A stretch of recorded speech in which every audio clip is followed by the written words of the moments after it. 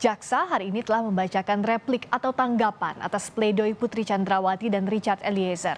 Di sidang replik sebelumnya, Jaksa menolak seluruh pledoi Verdi Sambo, Ricky Rizal, dan Kuat Ma'ruf. Kita lihat dalam sidang replik Verdi Sambo pada 27 Januari lalu, Jaksa meminta majelis hakim mengesampingkan pledoi Verdi Sambo dan meminta Sambo dihukum seumur hidup. Jaksa juga menegaskan bahwa Sambo telah merencanakan pembunuhan dan ikut menembak Yosua. Jaksa juga menolak nota pembelaan Ricky Rizal.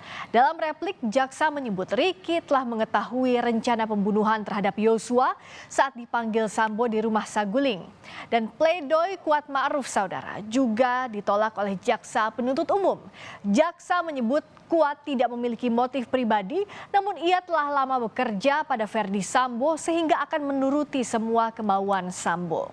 Hari ini, Jaksa juga menolak pledoi Putri Chandrawati dan Richard Eliezer. Apa saja fakta penting dari replik Jaksa dan akankah jawaban Jaksa atas pledoi itu akan jadi pertimbangan majelis hakim? Kami akan bahas usai tayangan berikut ini. Nota pembelaan terdakwa Putri Chandrawati beserta tim penasihat hukumnya haruslah dikesampingkan. Selain itu, uraian-uraian pledoi tersebut tidaklah memiliki dasar yuridis yang kuat. Penuntut umum memohon kepada majelis hakim yang memeriksa dan mengadili perkara ini untuk 1. Menolak seluruh pledoi dari tim penasihat hukum terdakwa Putri Chandrawati dan pledoi dari terdakwa Putri Chandrawati. 2. Menjatuhkan putusan sebagaimana diktum tuntutan penuntut umum yang telah dibacakan pada hari Rabu tanggal 18 Januari 2023. Jaksa menolak nota pembelaan Putri Chandrawati dan meminta majelis hakim untuk menjatuhkan hukuman pada Putri. Dalam sidang replik, Jaksa membantah nota pembelaan Putri soal tuduhan perempuan tak bermoral. Jaksa juga menegaskan Putri adalah pelaku pembunuhan berencana pada Yosua meski dipledoi, Putri mengaku tidak turut serta merencanakan pembunuhan. Dengan tuduhan sebagai pelaku pembunuhan berencana yang sampai saat ini tidak saya pahami, tidak pernah saya menyangka pada tanggal 8 Juli 2022 telah bisa terjadi. Konstruksi yang dibangun dengan menambah aspek perselingkuhan rasanya tidak pernah cukup untuk mendakwa saya sebagai pelaku pembunuhan berencana. Namun juga menuding saya sebagai perempuan tidak bermoral. Berdasarkan fakta-fakta hukum yang terungkap di hadapan persidangan, bukan hal yang mengada-ngada, seperti yang dikemukakan oleh terdakwa, menyatakan menuding terdakwa Putri Chandrawati sebagai perempuan tidak bermoral. Karena pada nyatanya kalimat itu sama sekali tidak tertulis dalam surat tuntutan penuntut umum.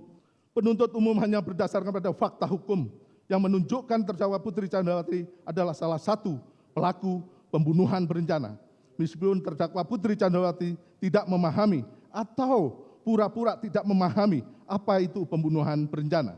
Akan tetapi terdakwa Putri Chandrawati melakukan karakter yang dipersyaratkan dengan pembunuhan berencana, yaitu menyampaikan cerita kepada saudara Verdi Sambo berupa cerita jika terdakwa Putri Chandrawati dilecehkan yang kemudian berubah menjadi cerita pemerkosaan. Lalu saudara Verdi Sambo membuat perencanaan dan bekerja sama dengan saksi Ricky Rizal Wibowo, saksi Kuat Ma'ruf, dan saksi Richard Eliezer Budiang Lumiu untuk menghilangkan nyawa korban Nofriansah Yosua Huta Barat. Dan cerita pertama peristiwa terjadi di rumah Duren 3 nomor 46 karena terdakwa Putri Chandrawati dilecehkan oleh korban Nofriansah Yosua Huta Barat. Lalu cerita tersebut berpindah ke rumah Magelang dengan cerita kedua. Dengan peristiwa terdakwa Putri Chandrawati diperkosa oleh korban Nofriansah Yosua Huta Barat. Sehingga perubahan cerita-cerita tersebut seperti cerita bersambung, layaknya cerita yang penuh dengan khayalan yang kental akan siasat jahat. Jaksa juga menyebut pelecehan seksual yang disampaikan Putri Chandrawati hanya hayalan dan bagian dari senario untuk menutupi peristiwa yang terjadi. Tanggapan penasihat hukum bahwa terdakwa adalah korban kekerasan seksual. Penasihat hukum terdakwa Putri Chandrawati sangat tidak profesional menyatakan terdakwa Putri Chandrawati adalah korban kekerasan seksual yang dilakukan oleh korban Nofriansah Yosua Huta Barat. Dalil penasihat hukum tersebut tidak didukung alat bukti di persidangan. Dalil kekerasan seksual atau pemerkosaan bukan peristiwa yang benar terjadi. Dalil-dalil kekerasan seksual atau pemerkosaan hanyalah khayalan tim penasihat hukum yang berkolaborasi dengan terdakwa Putri Chandrawati dengan tujuan agar terdakwa Putri Chandrawati bisa dibebaskan dari perbuatan pembunuhan berencana ini. Hal tersebut menjadi petunjuk kuat bahwa peristiwa kekerasan seksual atau pemerkosaan merupakan bagian dari skenario yang dibuat oleh terdakwa Putri Chandrawati untuk menutupi peristiwa yang sebenarnya terjadi.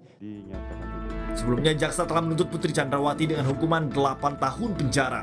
Selanjutnya, istri Verdi Sambo ini akan menjalani sidang berikutnya dengan agenda duplik pada Kamis mendatang. Tim Liputan Kompas TV.